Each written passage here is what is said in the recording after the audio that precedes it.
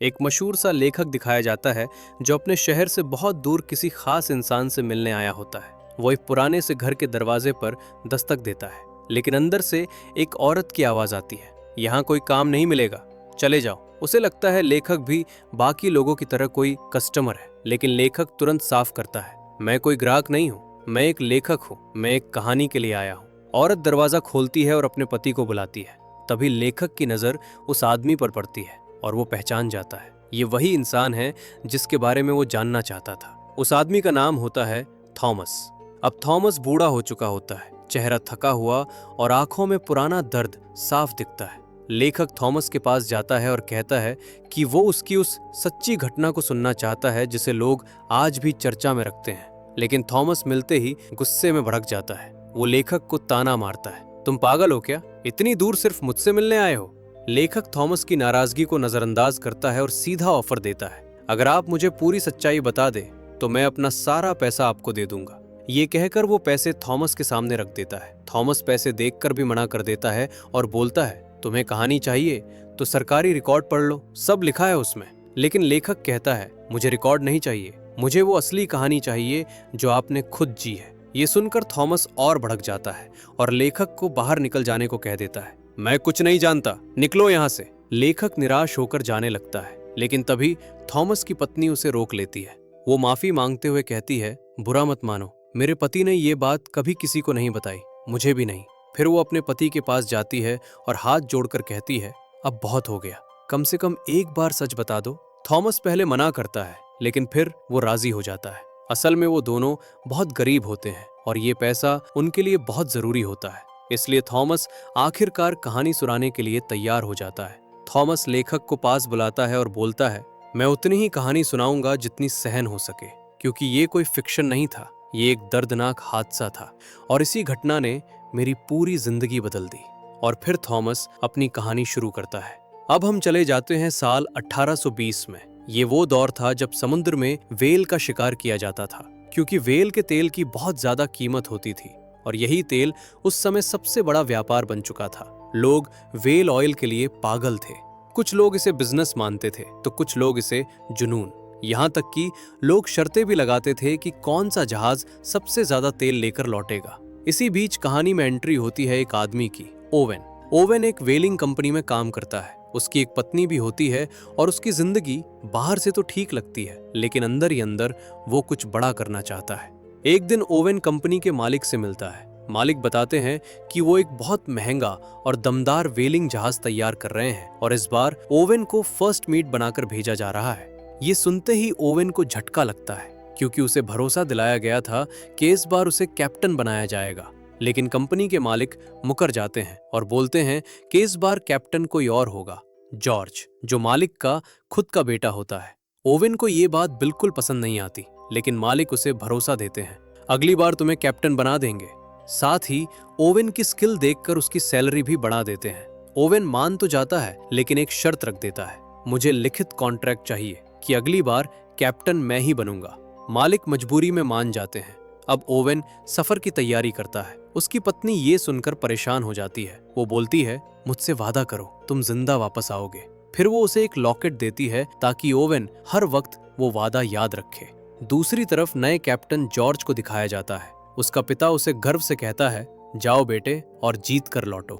अब जहाज रवाना होने वाला होता है। पूरी क्रू तैयार है और बंदरगाह पर लोगों की भीड़ लगी होती है। उसी भीड़ में एक छोटा लड़का भी होता है, थॉमस। यही वही थॉमस है जो आगे चलकर बूढ़ा होकर लेखक को कहानी सुनाने वाला था। थॉमस पहली बार व्हेलिंग पर जा रहा होता है, इसलिए उसके अंदर डर भी होता है और एक्साइटमेंट भी। अब जहाज पर ओवेन का एक बचपन का दोस्त भी होता है। जैसे ही जहाज समुद्र में आगे बढ़ता है, कैप्टन जॉर्ज और ओवेन की पहली बातचीत ही टेंशन वाली हो जाती है। जॉर्ज अपने रौब में साफ दिखा देता है कि वही कैप्टन है और ओवेन को उसकी बात माननी पड़ेगी। ओवेन जवाब देना चाहता है, लेकिन वो जानता है कि कैप्टन के सामने ज्यादा बोलना सही नहीं होगा। कुछ ही देर बाद जहाज एक मुश्किल में फंस जाता है। ऐसा लगता है जैसे जहाज कहीं अटक गया हो या कंट्रोल से बाहर हो गया हो, लेकिन ओवेन अपनी समझदारी और अनुभव से उस खतरे को संभाल लेता है। यहीं पर सबको साफ पता चल जाता है कि असल में जहाज को बचाने वाला ओवेन का एक्सपीरियंस है।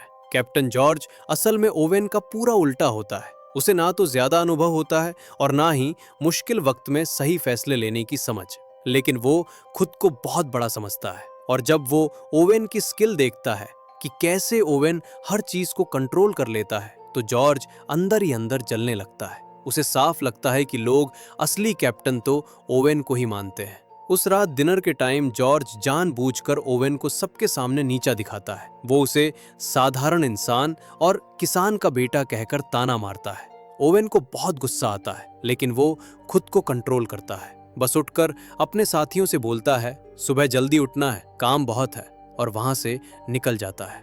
इस जहाज पर क्लास का फर्क बहुत साफ दिखता है। क्रू मेंबर्स को नीचे समझा जाता है और जॉर्ज अपनी रुतबे की अकड़ में सबको दबाकर रखना चाहता है। अगले दिन जॉर्ज फिर ओवेन को ऑर्डर देता है। ओवेन मजबूरी में ऑर्डर मानता है, लेकिन तभी उसे दूर से एक बड़ा तूफान आता नजर आता है। वो तुरंत जॉर्ज को चेतावनी देता है, आगे खतरनाक तूफान है, हमें रास्ता बदल लेना चाहिए।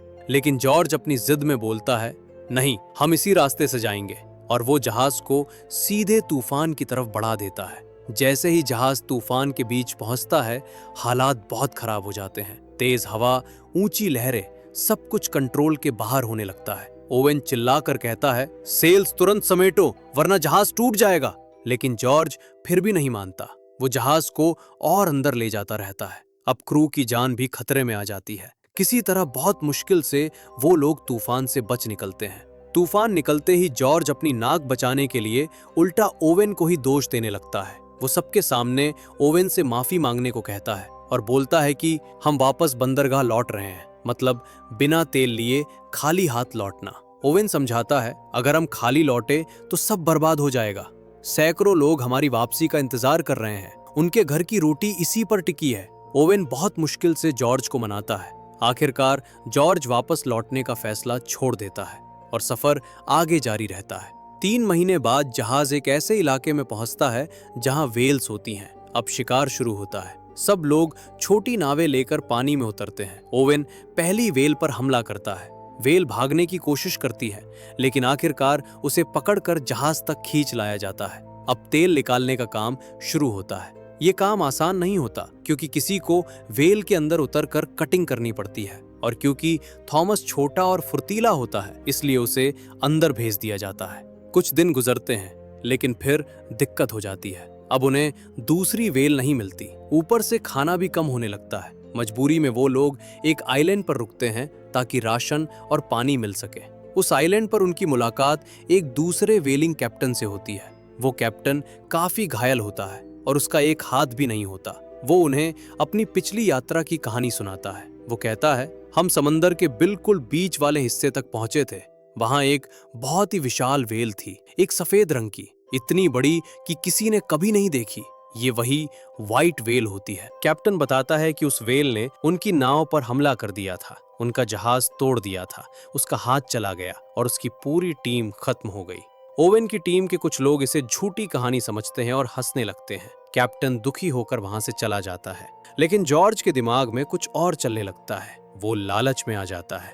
उसे लगता है अगर वो उस ग्रेट व्हेल को पकड़ ले तो वो इतिहास बना देगा। अब जॉर्ज उसी व्हेल को ढूंढने का फैसला कर लेता है और जहाज को उसी रास्ते पर मोड़ दिया जाता है।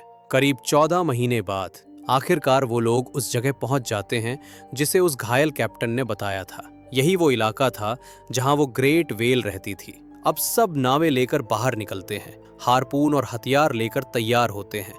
लेकिन तभी अचानक ओवेन की नाव पर हमला हो जाता है। सब लोग पानी में गिर जाते हैं और पहली बार वो लोग अपनी आंखों से उस व्हाइट व्हेल को देख लेते हैं।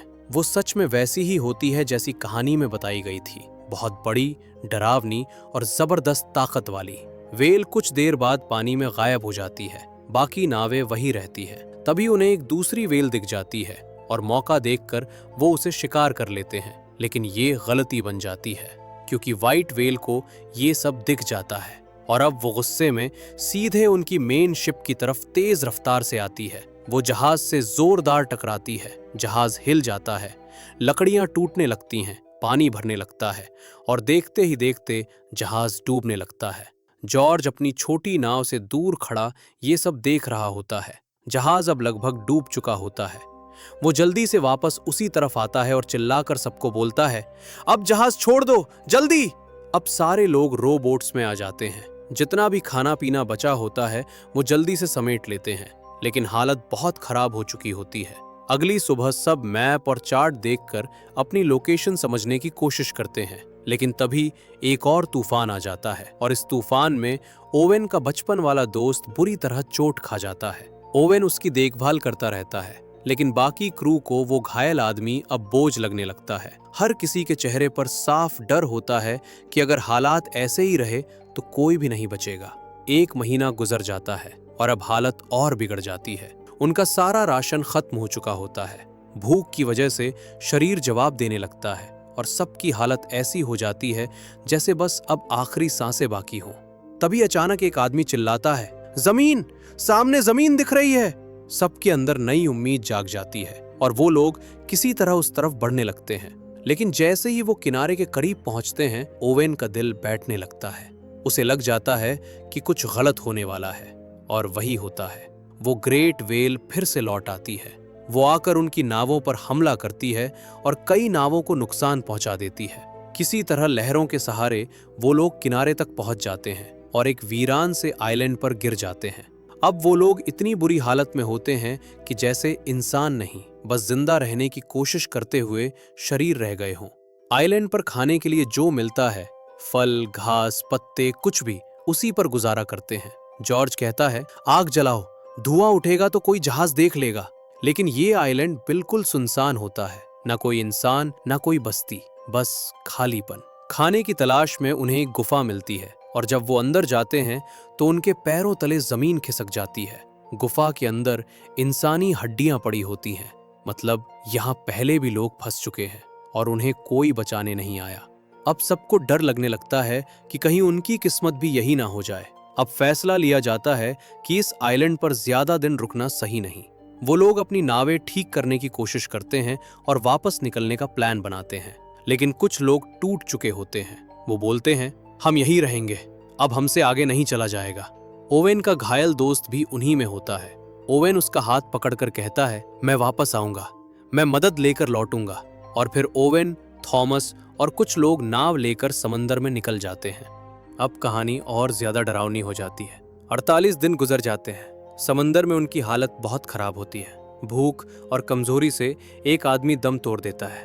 सब लोग सोचते हैं कि अब उसे पानी में बहा दे, लेकिन फिर वो एक ऐसा फैसला लेते हैं जो बोलना भी भारी लगता है। वो लोग अपने ही साथी के शरीर से बचने की कोशिश करते हैं। ये मजबूरी होती है, पसंद नहीं, लेकिन उनके पास कोई और रास्ता नहीं होता। ये चीज उन्हें अंदर से तोड़ देती है, लेकिन जिंदा रहने के लिए उन्हें ये करना पड़ता है। अब हम वापस 1850 में आते हैं। बूढ़ा थॉमस एक पल के लिए चुप हो जाता है। उसकी आंखों में डर और दर्द साफ दिखता है। वो उस याद को सोचकर कांप जाता है।